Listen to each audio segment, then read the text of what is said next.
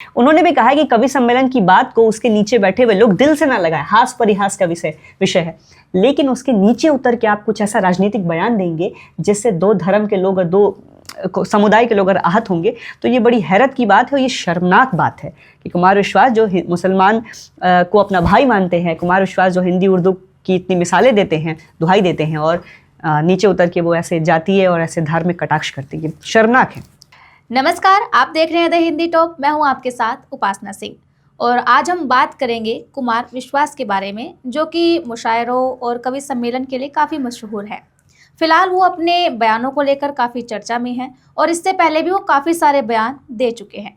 तो इसी सिलसिले में हमारे साथ मौजूद है मेरे सहयोगी प्रत्युष रौनक। इनसे बात करते हैं और चर्चा करते हैं इस बारे में कि जो उनके बयान हैं उन्हें लेकर इनकी क्या राय है, ये क्या सोचते हैं।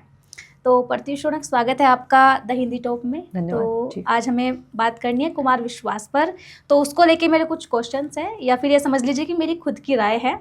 उनके कुछ बयान अभी वायरल हो रहे हैं, जैसे उन्होंने अभी रामायण को लेके कहा था, जो सोनाक्षी सिन्हा है उनका बिना नाम लिए उन्होंने कहा था कि जो जिनका घर का नाम रामायण हो उनकी अगर लक्ष्मी को कोई और उठा ले जाए, ये वाला बयान हो गया। अभी उन्होंने भाजपा को लेकर भी कुछ कहा था कि योगी आदित्यनाथ आने वाले समय में पीएम बन सकते हैं, इस तरह की उन्होंने भविष्यवाणियां की थी। ठीक है, तो हम पहले बात करते हैं उनके 2018 में जो एक बयान आया था, जब जो घोटाला हुआ था, 114 अरब डॉलर का घोटाला हुआ था, उस वक्त नीरव मोदी देश छोड़ के भाग गए थे।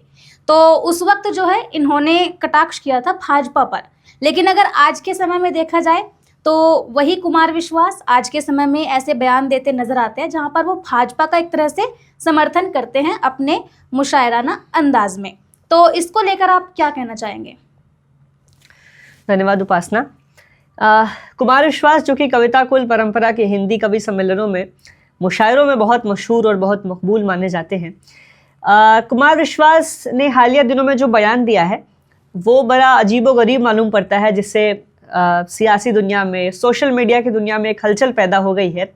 और ये बयान कई लोगों को बहुत आश्चर्य महसूस कराता है कि कुमार विश्वास जैसे व्यक्ति जो हिंदू मुस्लिम गंगा जमुना तहजीब की मिसालें देते रहे हैं, वो ऐसा कुछ कहते हैं। आपको बयान मैं एक बार ताज़ा करा दूँ आपके जहन में। उन्होंने कहा है कि कहीं ऐसा ना हो कि आपके घर का नाम रामायण हो और आपके घर की लक्ष्मी को कोई और उठा के ले जाए। साफ साफ उन्होंने नाम तो नहीं लिया, लेकिन ताज़ा जो मामला है जहां सोनाक्षी सिन्हा ने अपनी शादी की है ज़हीर इकबाल नाम के व्यक्ति से।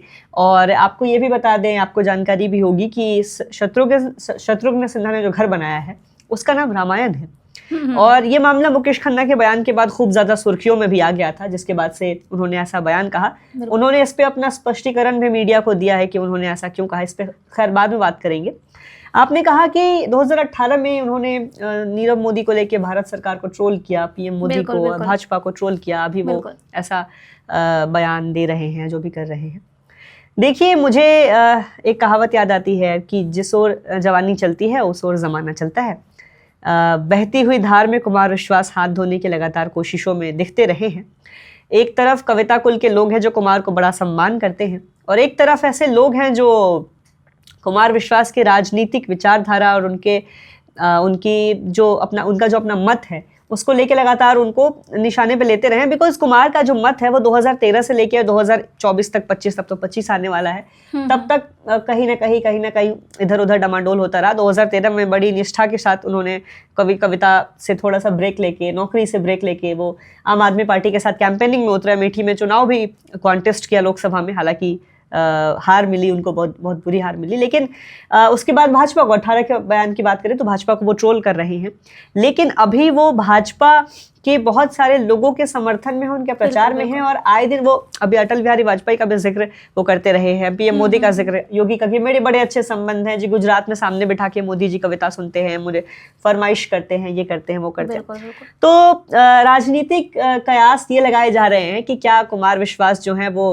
राज्यसभा भेजे जाएंगे भाजपा से। बिकॉज आम आदमी पार्टी से तो उनकी बड़ी अनबन हो गई है, दोस्ती वाला नाता था जो कि बड़ा खराब हो गया है। रहीमन धागा प्रेम का मत तोड़ो चटकाए, वो धागा छटक गया है वहां से। कांग्रेस को लेके भी वो खूब आप देखेंगे सोशल मीडिया पे भी कि नेहरू ये, नेहरू वो, नेहरू पे 100 स्पीच आपको मिल जाएंगे कि नेहरू ने भारत को क्या किया, वो नेहरू की अपनी एक वो है, नेहरू का अपना एक म्यार है, नो डाउट उस पर। लेकिन देखिए कि वो कई बार ऐसे समर्थन में भी आपको दिख जाएंगे। तो ये भी कयास लगाए जा रहे थे, क्या पता कांग्रेस से लोकसभा लड़ा दिए जाए 2024 में, क्या पता वहां से राज्यसभा भेज दिए जाए। तो अभी ये कयास लगाए जा रहे हैं कि दिल्ली में विधानसभा चुनाव भी है और क्या पता दिल्ली के पास ही रहते हैं वो, गाजियाबाद नोएडा के आसपास, तो क्या पता दिल्ली में उनको टिकट की लालसा हो या राजनीतिक लालसा तो रहती ही है कि भाजपा से उन्हें हो, तभी वो इस तरफ इंक्लाइन होते दिख रहे हैं। और ये फेज आया है एक, जब वो 2013 के बाद जब वो खूब आम आदमी पार्टी में रहे, खूब अच्छा काम किया, फिर खटास हो गई अरविंद केजरीवाल से, सिसोदिया से, उसके बाद से एकाएक से बीच में वो ऐसे थे, वो तो कहते थे मुशायरों में कि यार भाजपा वाले मुझे ऐसा समझते हैं कि मैं पका हुआ आम हूं, अभी भाजपा में टपक पड़ूंगा, अभी टपक पड़ूंगा। सामने बैठे विधायकों को ट्रोल करते थे कि क्या जी आप तो मोदी लहर में जीत के चले गए हैं, मुशायरा भी नहीं सुन रहे, उठ के जा रहे, अगली बार नहीं जीत पाएंगे। लेकिन एकदम शिफ्टिंग देखेंगे आप, जब से उन्होंने कथा वाचन शुरू किया है तब से वो भगवा गमछाधारी आपको दिख जाएंगे और आपको दिख जाएंगे कि मोदी जो है, सॉरी माफ कीजिएगा मुझे, कुमार विश्वास जो है वो इंक्लाइन हो गए हैं भगवा रंग के प्रति। जी तो देखिए उनका जो ये बयान है उसके बाद काफी विवाद भी खड़े हो रहे हैं, काफी सारे विपक्ष के नेता उन पर हमलावर भी हो रहे हैं। लेकिन ऐसे में उनकी जो सबसे बड़ी कमाई है अगर देखा जाए तो उन्होंने अब तक जो सबसे ज्यादा कमाई की है वो जो सऊदी कंट्रीज है वहीं से की है। तो जब वो इतनी कंट्रीज से इतना सारा पैसा उठा रहे हैं, वहां से अपने मुशायरा अंदाज में इतनी अच्छी कमाई कर रहे हैं, तो अब वो हिंदुस्तान में आके इस तरह का बयान दे रहे हैं, तो इसको लेके उनके उस पर कुछ असर पड़ेगा? देखिए असर पड़ेगा, पड़ता साफ नजर आ रहा है, लेकिन असर पड़ेगा इससे ज़्यादा हमारा ध्यान इस तरफ होना चाहिए कि वो ऐसा क्यों बोलते हैं या क्यों बोले। उनका अपना निजी मत हो सकता है, इंडियन कॉन्स्टिट्यूशन के हिसाब से आर्टिकल 19 के हिसाब से वो कुछ बोल सकते हैं, लेकिन आर्टिकल 19 में एक ये भी है, फ्रीडम ऑफ स्पीच में एक रिस्ट्रिक्शन है कि आपकी बोली हुई किसी भी बात से किसी समुदाय को, किसी व्यक्ति विशेष की भावना ना आहत हो। ठीक है, एक लिहाज से कॉन्स्टिट्यूशन की भी अवहेलना है, पहली बात। दूसरी बात कि रोजी रोटी उनकी खूब चली है, गल्फ कंट्रीज में बड़ा प्यार मिलता है, मोहब्बत मिलती है। पाकिस्तान के शायरों को जितना प्यार हिंदुस्तान में मिलता है, हिंदुस्तान के शायरों को भी उतना प्यार पाकिस्तान में और गल्फ कंट्रीज में, सऊदी में, ओमान में, कतर में, अफगानिस्तान में बहुत प्यार मिलता है। कुमार विश्वास जो कि, ये बड़ी हैरत की बात इसलिए भी है दोस्तों कि कुमार विश्वास जो कि जॉन एलिया पाकिस्तान के बहुत बड़े शायर, उनकी किताब का संपादन करते हैं। कुमार विश्वास जो परवीन शाकिर जिनकी डेथ एनिवर्सरी भी है उसके शेर कोट करते हैं, कुछ तो हवा भी सर्द थी, कुछ था तेरा ख्याल भी, दिल को खुशी के साथ साथ होता रहा मलाल भी। कुमार विश्वास जो कि हिंदी के साहित्यकार है, 19 साल हिंदी पढ़ाया है, लेकिन उर्दू दान देश में जाते हैं, इस्लाम मानने वाले देश में जब जाते हैं तो कहते हैं, भले ही मैं हिंदी का विद्यार्थी हूँ, मेरे पिता हिंदी पढ़ाते हैं, लेकिन शेर कहते हैं मुझे, सुनिएगा कुमार विश्वास ऐसा कहते हो कि उर्दू बज़्म है और मैं तो हिंदी माँ का ज़ाया हूँ, ज़बाने मुल्क की बहनें हैं ये पैगाम लाया हूँ, मुझे दुगनी मोहब्बत से सुनो उर्दू ज़बा वालों, मैं अपनी माँ का बेटा हूँ, मैं घर मौसी के आया हूँ। तो वो वहाँ जाके ये सुनाते हैं और यहाँ आके अगर वो ऐसा कहते हैं कि हिंदू मुसलमान के बीच कटाक्ष करने वाले बयान देते हैं। देखिए कुमार आपको अटल बिहारी वाजपेयी भी बोलते हुए दिख जाएंगे, राहुल गांधी पे खूब ट्रोल किया उन्होंने, खूब ट्रोल किया है। मतलब कुमार विश्वास के जो साथी मंचीय कवि हैं उन्होंने राहुल गांधी को कहा है, कांग्रेस के लोगों जो बोला वो भोगो, राहुल बाबू चिंगम चबाओ, बैठ के देखो पोगो। कुमार पीछे संचालन कर रहे थे, उन्होंने खूब तालियां दी हैं इस पे। तो कुमार ने खूब कटाक्ष किया है, लेकिन राजनीतिक कटाक्ष कवि सम्मेलन के मंचों पे चलता है। ठीक है, कहीं गोपाल दास नीरज भी या फिर दिनकर जो राज्यसभा तक गए, उन्होंने भी कहा है कि कवि सम्मेलन की बात को उसके नीचे बैठे हुए लोग दिल से ना लगाए, हास परिहास का विषय है, लेकिन उसके नीचे उतर के आप कुछ ऐसा राजनीतिक बयान देंगे जिससे दो धर्म के लोग और दो समुदाय के लोग अगर आहत होंगे, तो ये बड़ी हैरत की बात है और ये शर्मनाक बात है कि कुमार विश्वास जो मुसलमान को अपना भाई मानते हैं, कुमार विश्वास जो हिंदी उर्दू की इतनी मिसालें देते हैं, दुहाई देते हैं, और नीचे उतर के वो ऐसे जातीय और ऐसे धार्मिक कटाक्ष करते हैं, शर्मनाक है। तो क्या हम ये मान लें कि वो सुर्खियों में रहने के लिए ऐसा करते हैं, या फिर वो ये सोच रहे हैं कि दिल्ली विधानसभा में उन्हें कोई जो है टिकट मिल जाए, या फिर वो मतलब खुद चाहते हैं, या फिर कैसा, मतलब उन्हें इस तरह से देखा जा रहा है? वो किस तरह से देख रहे हैं राजनीति को, दिल्ली विधानसभा चुनाव को, और इस तरह से बयान जो वो दे रहे हैं, जैसे कि हालिया बयान उनका इलाहाबाद विश्वविद्यालय में उन्होंने दिया था कि योगी जो है पीएम बन सकते हैं, और पीएम मोदी को लेकर भी कहा था कि हो सकता है जब योगी पीएम बने तो उस वक्त आप मोदी जी को याद करो, तो उन्होंने ये बात कही थी। देखिए, अखबार की एक खराब बात है कि उसमें रहना ना सबको पसंद है, सबसे बड़ी लालच। आप जब छोटे थे जब आप विद्यार्थी थे, स्कूल में पढ़ते थे, अखबार में आपका नाम आता था, तस्वीर, आप उसका कतरन काट के किताबों में समेट कर रखते थे। मीडिया में किसी का नाम और चेहरा आ जाता है तो लोग, मतलब इसको देखिए, जर्नलिज्म में एक बात कही जाती है कि negative journalism is positive journalism.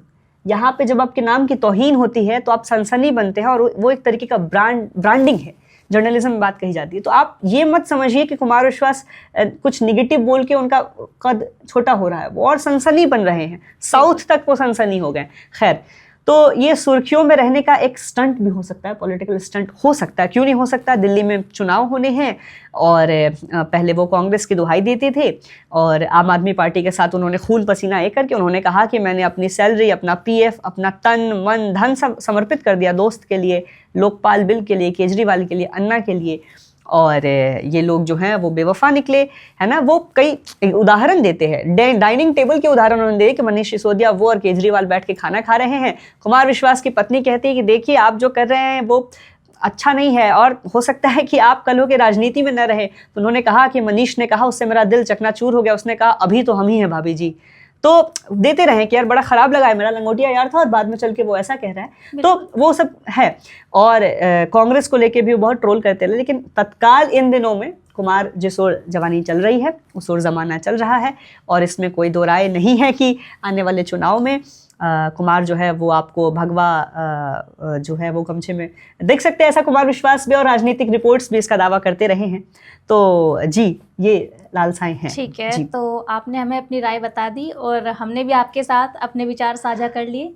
तो आज के इस चर्चा में बस इतना ही। बाकी सभी खबरों के लिए सब्सक्राइब करें द हिंदी टॉप, साथ ही हमें एक्स यानी ट्विटर, फेसबुक और इंस्टा पर भी फॉलो करें। Thank you.